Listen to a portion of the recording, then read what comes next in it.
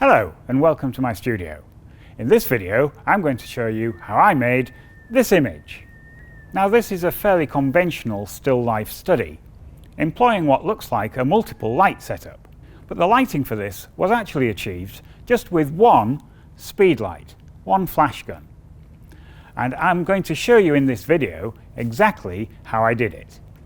Okay, so let's just have a little look at what I've got set up so far. So on this table I've made my set. So I've got a bottle of wine, some wine in a glass, a few props just to add to the sort of rustic atmosphere.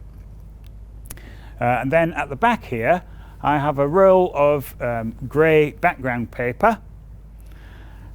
And then coming further forwards I have the camera set up on a tripod.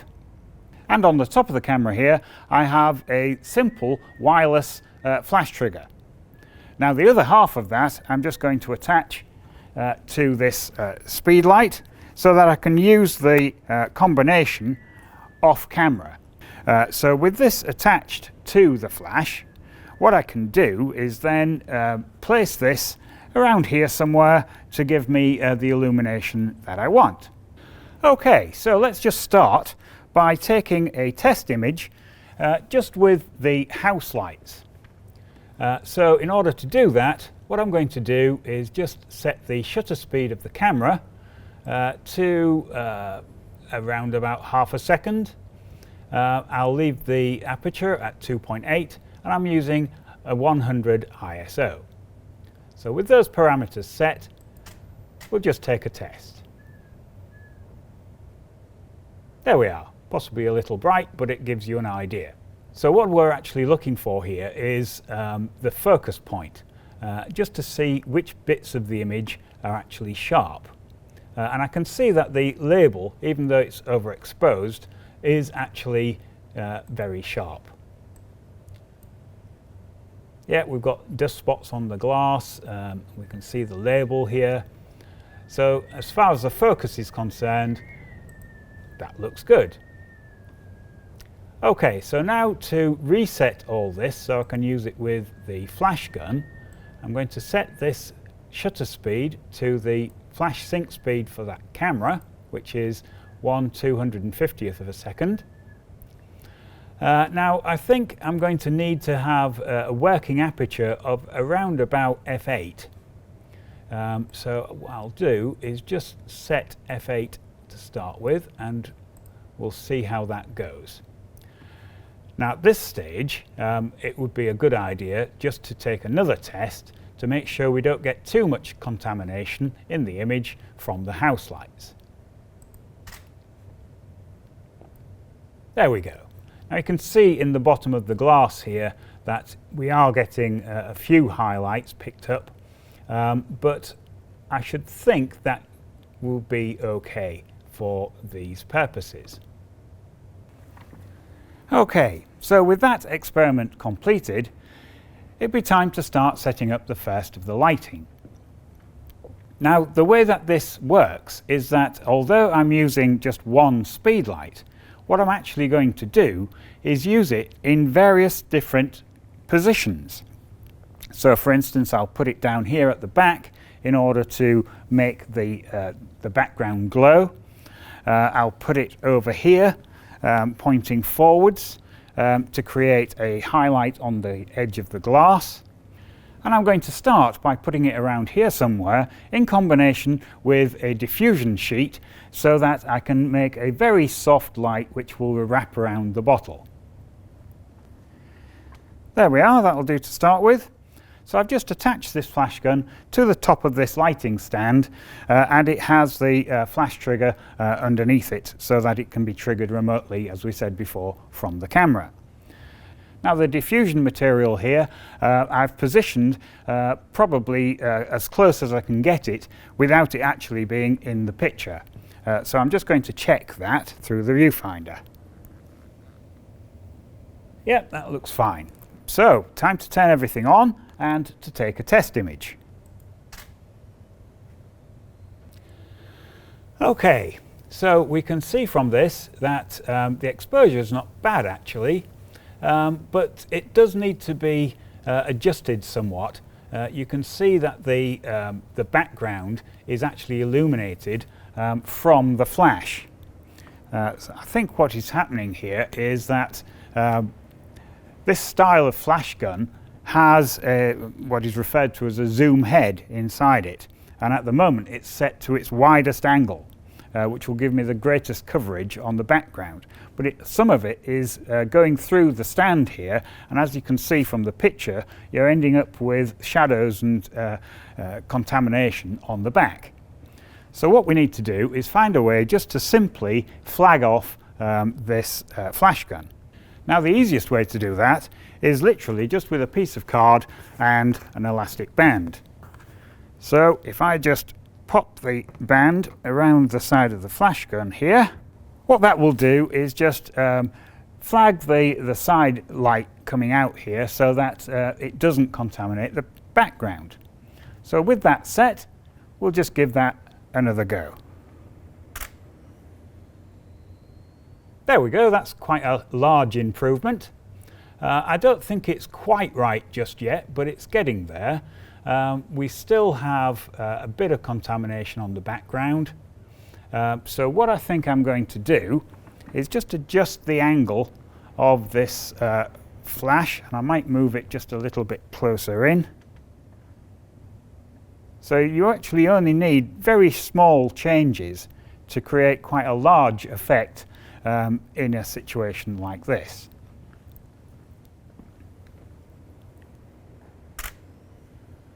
There we are, that's considerably better. If I just go quickly onto the previous image, this is what we had before, and this is what I've got now. And you can see that the highlight in the bottle here moves quite a long way, considering that I only moved the flash a relatively small distance. So with this on, what we'll do is just have a little look around the image and just see if it's sharp enough in all the right places, which it appears to be, so I think that's fine.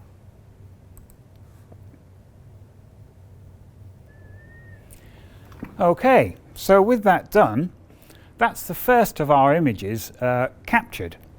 So what I can do now is remove all this and use the flash gun again, but this time in a different position. So for this exposure, what I've done is move the flash gun and the stand over to this side so that I can illuminate the glass from behind. So what I'm going to do is just point this so that it's more or less straight at the glass and bottle. Okay, so we'll just give that a bit of a test and see what that looks like.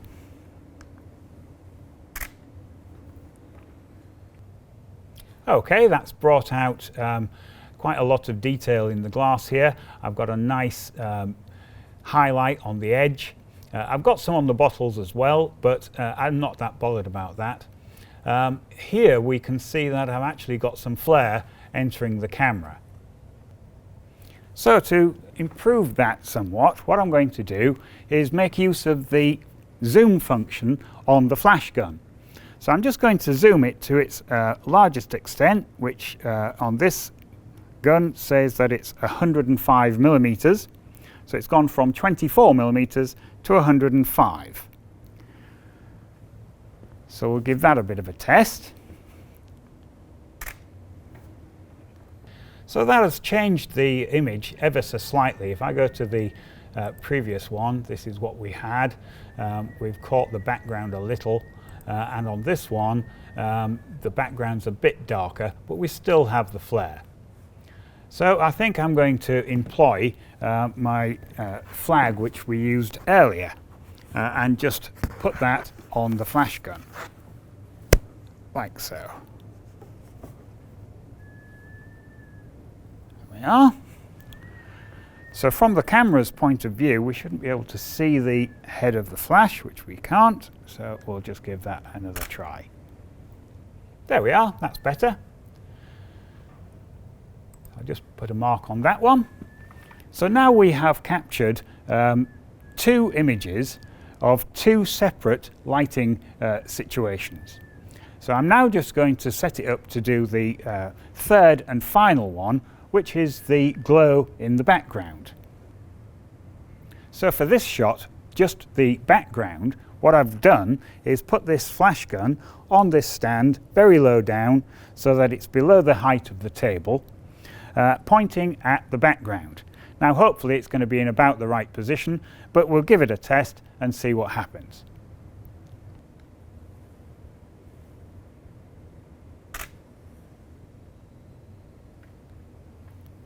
So that's given us this result. We can see that it's far too bright, so I'm going to have to turn the energy down on the flash gun. So I've taken the energy down to 1/8 of its previous value, which is 3 stops.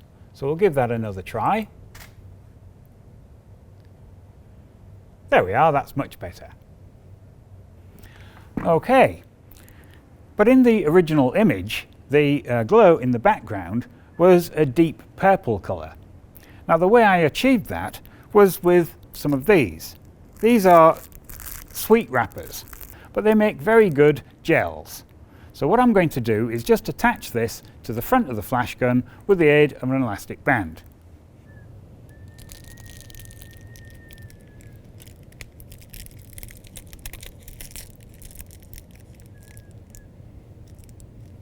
There we go.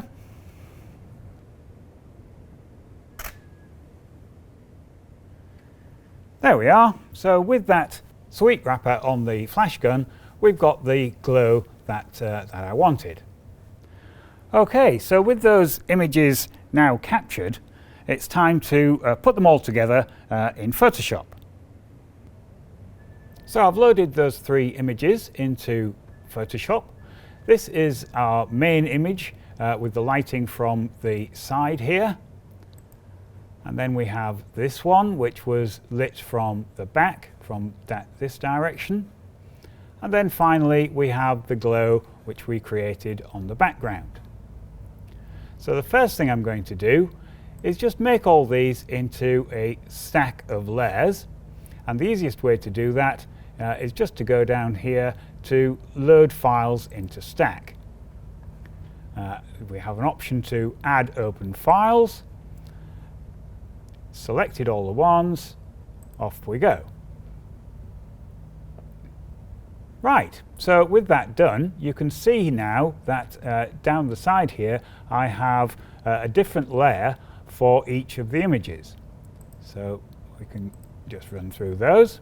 This is the background, this is lit from behind, and this is the foreground.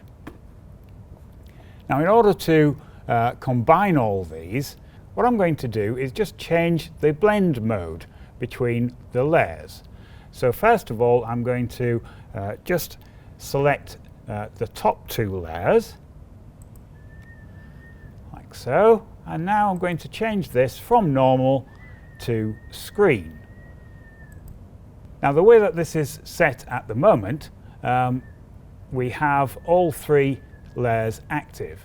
So if I just turn off the back illumination for the time being, that will just leave us with the 2 light sources. So we have the background here and we have the foreground. Now I actually just want to add the little bit of detail on this glass from this image here. So I'll just turn those other ones off. So I'll just add a mask to that particular layer. I'll turn the other ones on, and with the mask selected, I'll just invert it so that it is hiding all of that image. So with that set, what I can do now is address the glass just to tidy it up a little. So all of this image that you can see now is coming from the top layer here. So if I turn that off, for instance, that just leaves the background. So we'll turn that one back on, and what I'll do now is just add a mask to that layer, like so. And now I'm just going to mask out the contents of this glass. So this is a normal mask, so I just need to paint in black. So with black selected, we'll just get a bit of a smaller brush, something like this, and I'll just paint on the glass here, like this. What this is actually doing is bringing in the layer underneath, which in our case is the background just with the purple glow. There we go. So now if I go to the center layer, this is the one with the backlight, what I can do is just paint through this time in white, as it's an inverse mask, which will then bring in that part of the image.